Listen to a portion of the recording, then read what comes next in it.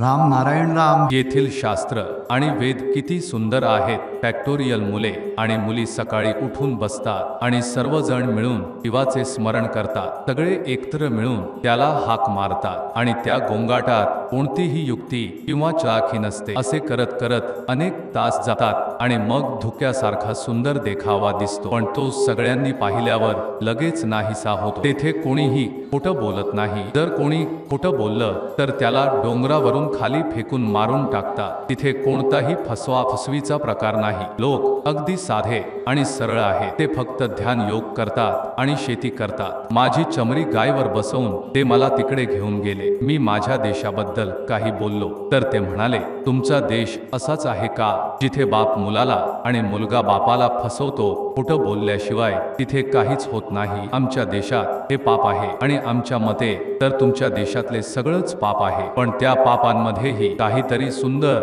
असे काम चाललेले आहे।